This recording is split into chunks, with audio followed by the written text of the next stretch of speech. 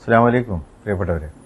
പരിശുദ്ധ പ്രവാചകർ മുഹമ്മദ് സല്ലല്ലാഹു അലൈഹി വസല്ലമയുടെ ജന്മദിനം കൊണ്ട് അനുഗ്രഹീതമായ വിശുദ്ധ മാസത്തിലൂടെയാണല്ലോ നമ്മൾ കടന്നു പോകുന്നത്.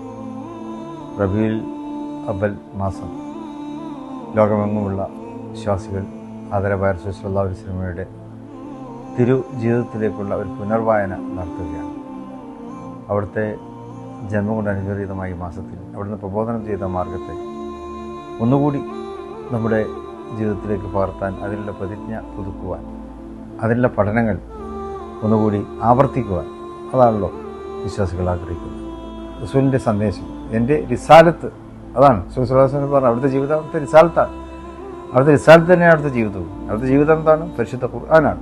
ബീവി ആയിഷ റളിയല്ലാഹു അൻഹ പറഞ്ഞതുപോലെ അവിടുന്ന് പ്രബോധനം ചെയ്ത മാർഗം, ആ പ്രബോധനം എന്നത് സമർപ്പണമായിരുന്നു. ഖുർആനെ സമർപ്പിക്കുക എന്നുള്ളതാണ് റസൂൽ സല്ലല്ലാഹു അലൈഹി വസല്ലം ജീവിതത്തിൻ്റെ പ്രബോധനം.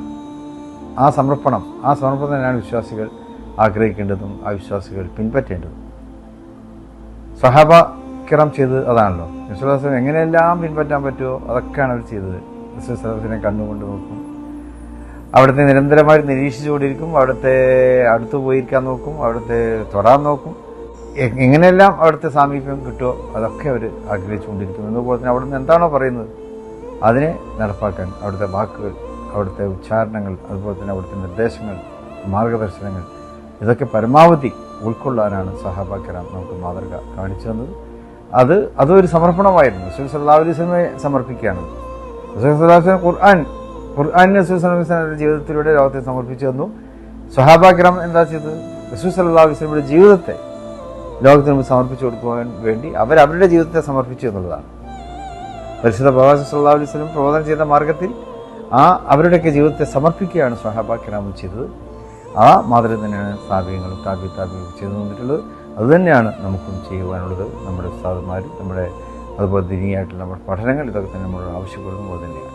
അപ്പോൾ അങ്ങനെ ആ ജീവിതത്തെ പകർത്താനുള്ള പ്രതിജ്ഞ എടുത്തുകൊണ്ട് ഈ മാസത്തെ നമ്മൾ ധന്യമാക്കുക. മദ്രസകളും അതുപോലെ പള്ളികൾ, മറ്റ് സന്നദ്ധ സംഘടനകൾ, ഇതിൻ്റെയൊക്കെ കീഴിൽ ഒരുപാട് നബിദിന റാലികളായിട്ടും ഉത്ബോധനങ്ങളായിട്ടും സെമിനാറുകളായിട്ടും ഒക്കെ ഈ മാസത്തെ ധന്യമാക്കുന്നുണ്ട്. റാലികളൊക്കെ പോകുമ്പോൾ നമ്മുടെ കുട്ടികളെ പരമാവധി നമ്മൾ അവരെ സന്തോഷിപ്പിക്കണം. കാരണം അവർ ആ ചെറുപ്പം തൊട്ട് തന്നെ റസൂലിൻ്റെ സന്ദേശത്തെ അവർ ഉൾക്കൊള്ളട്ടെ. റസൂൽ സല്ലല്ലാഹു അലൈഹി വസല്ലമയെ അവിടെ ആ കുഞ്ഞു ഹൃദയത്തിൽ വിശുദ്ധ പ്രവാചകൻ സല്ലല്ലാഹു അലൈഹി വസല്ലമയുടെ തിരു സാന്നിധ്യത്തെ എത്തിച്ചു കൊടുക്കാനുള്ള കാര്യങ്ങളൊക്കെ നമ്മുടെ കുട്ടികൾക്ക് പറഞ്ഞു കൊടുക്കുക. അവരെ മിഠായിയും പലഹാരങ്ങളൊക്കെ കൊടുത്തുകൊണ്ട് നമ്മളവരെ സ്വീകരിക്കുന്നുണ്ട്. ഈ കാലത്ത് പ്രത്യേകം ശ്രദ്ധിക്കേണ്ടത് ആരോഗ്യകരമായിട്ടുള്ള പാനീയങ്ങൾ, ആരോഗ്യകരമായിട്ടുള്ള കാര്യങ്ങൾ അവരെ കൊടുക്കാൻ നമ്മൾ ശ്രദ്ധിക്കണം. പ്രത്യേകിച്ച് ഇന്നത്തെ കാലം പകർച്ചവ്യാധിയും മറ്റൊക്കെയുള്ള ഈ സന്ദർഭത്തിൽ എല്ലാവരും ആ കാര്യത്തിൽ പ്രത്യേകമായിട്ട് ശ്രദ്ധിക്കണം എന്നാണ് എനിക്ക് പറയാനുള്ളത്. പാനീയങ്ങൾ കൊടുക്കുമ്പോൾ, മറ്റ് വിഭവങ്ങളൊക്കെ കൊടുക്കുമ്പോൾ അതിൻ്റെ നല്ല ചുറ്റുപാട് കൊടുക്കണം. ആരോഗ്യകരമായിട്ടുള്ള ചുറ്റുപാടിൽ ജെന്യൂനായിട്ടുള്ള രീതിയിലുള്ള കാര്യങ്ങൾ അത് ആയിരിക്കണം നമ്മുടെ കുട്ടികൾക്ക് നമ്മൾ കൊടുക്കേണ്ടത്. പിന്നെ പരമാവധി അവർ നടന്നു ഓടിയൊക്കെ ചിലപ്പോൾ കുടിക്കുന്ന സാഹചര്യം പലപ്പോഴും കാണാൻ സാധിക്കാറുണ്ട്. അതൊക്കെ നമ്മൾ ശ്രദ്ധിക്കണം. അവർക്ക് ഇരുന്ന് കഴിക്കാനുള്ള സാഹചര്യം ഉണ്ടാക്കി കൊടുക്കുക. അപ്പോൾ ഇരുന്ന് ചേരിട്ട് കൊടുക്കണമെന്നൊന്നുമില്ല. അവർ പോകുന്ന വഴിക്ക് അവിടെ ഇരുന്ന് കഴിക്കട്ടെ. കുടിക്കുന്നതായാലും കഴിക്കുന്നതായാലും ഇരുന്ന് ചെയ്യാനുള്ള ഒരു നിർദ്ദേശം കൂടി ആ കുട്ടികൾ കൊടുക്കണം. അത് ആരോഗ്യത്തിന് പ്രധാനമാണ്. നടന്നും ഓടിയൊക്കെ കഴിക്കുമ്പോൾ അത് ശാരീരികമായിട്ട് തന്നെ ക്ഷതം ഉണ്ടാക്കുന്നുണ്ട് എന്നുള്ളതാണ്.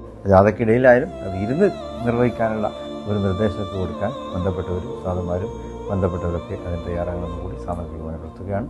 അള്ളാഹു ഈ പരിശുദ്ധ മാസത്തെ ധന്യമാക്കി ജീവിക്കാൻ നമുക്ക് തൗഫീഖ് നൽകട്ടെ. സ്വല്ലല്ലാഹു അലൈഹി മുഹമ്മദ് സ്വല്ലല്ലാഹു അലൈഹി വസല്ലം എല്ലാവർക്കും ഹൃദയംഗമമായിട്ടുള്ള നബിദിന ആശംസകൾ നേരുന്നു.